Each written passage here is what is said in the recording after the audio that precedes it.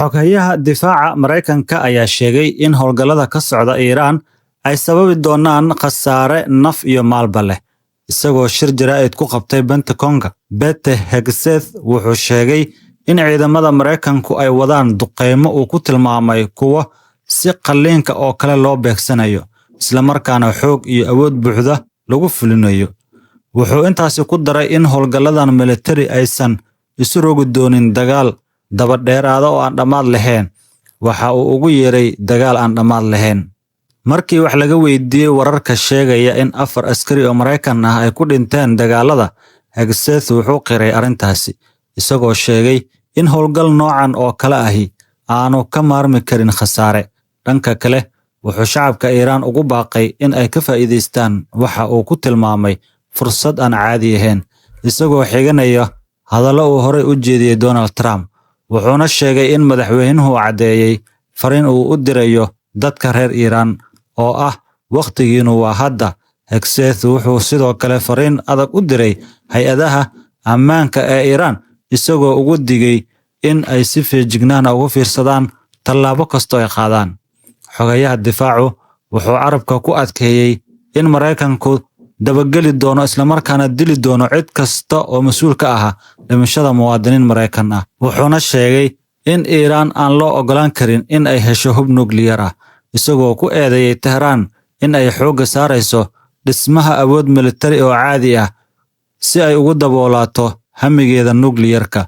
Wuxuuna si kulul u dhaliilay heshiiskii nukliyarka ee 2015 lagu gaaray xilligii madaxweynihii hore Barack Obama, isagoo ku tilmaamay heshiis fashilmay. Hegseth wuxuu sheegay in ololahan militari oo loo bixiyo Operation Epic Fury uu diiradda saarayo burburinta gantaalada Iiraan, warshadaha soo saara gantaalada, hantida badda ee militariga iyo kaabayaal kale oo amni ah.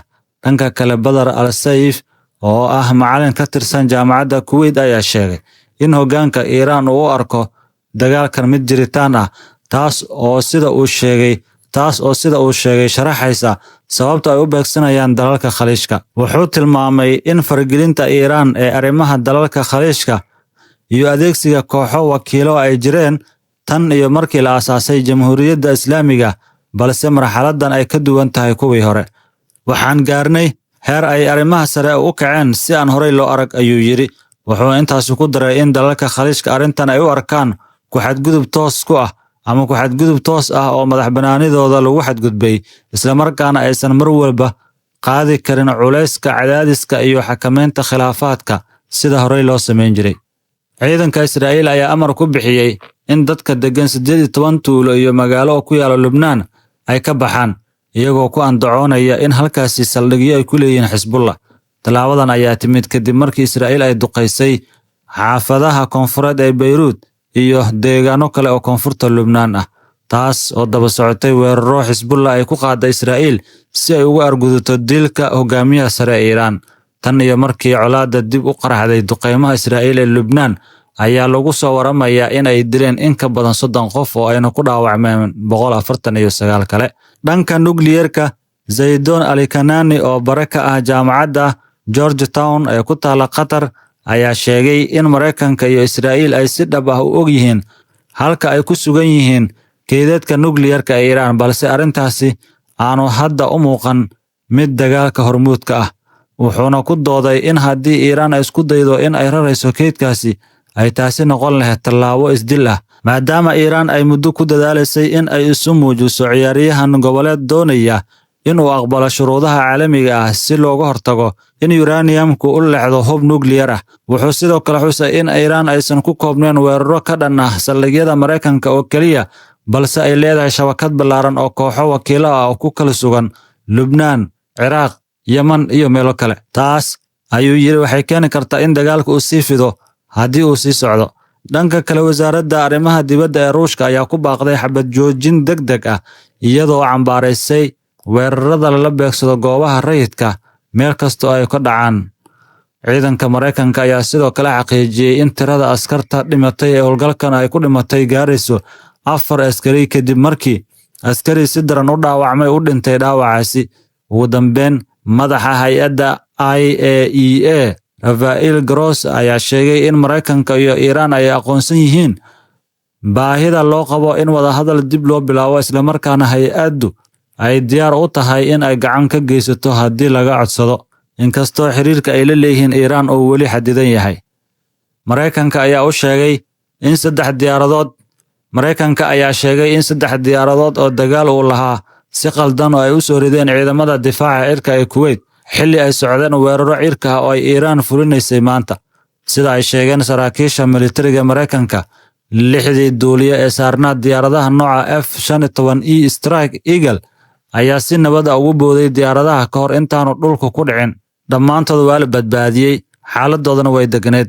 Xilli ay dhacdadan dhacaysay waxaa hawada ku jiray weeraro ballaaran oo Iiraan ku qaaday diyaaradahooda, gantaalo iyo diyaarado aan duuliyaha lahayn.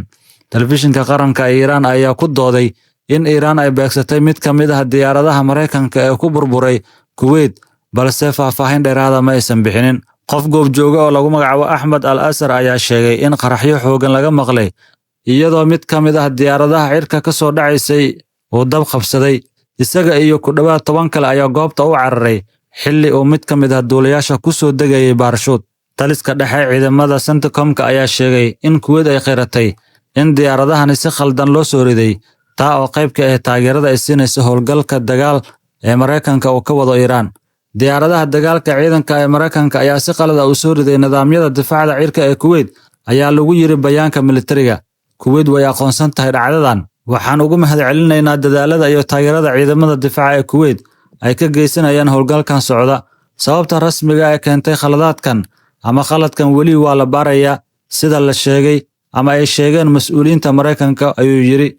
100 qof oo Iiraaniyiin ayaa galabta ka tallaabay xadka Turkiga xilli uu sii ballaaranayay dagaalka u dhexeeya Mareykanka iyo Israa'iil ee ka dhanka Iiraan. Sida uu sheegay goobjooge la hadlay wakaaladda wararka ee Reuters, dadkan soo gudbay ayaa ka waramaya cabsi ka taagan Tehraan iyo safaf dhaadheer ah oo ka jira kaalmaha shidaalka.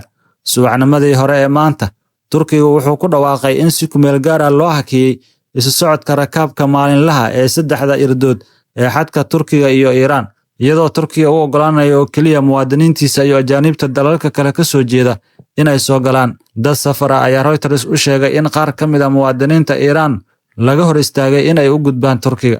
Si kastaba ha ahaatee, Iiraaniyiin ayaa bilaabay in ay ka gudbaan iridda xadka ee Kabikoy, iyadoo gadaal laga arkayay buuro baraf daboolay oo ku yaala dhulka Iiraan.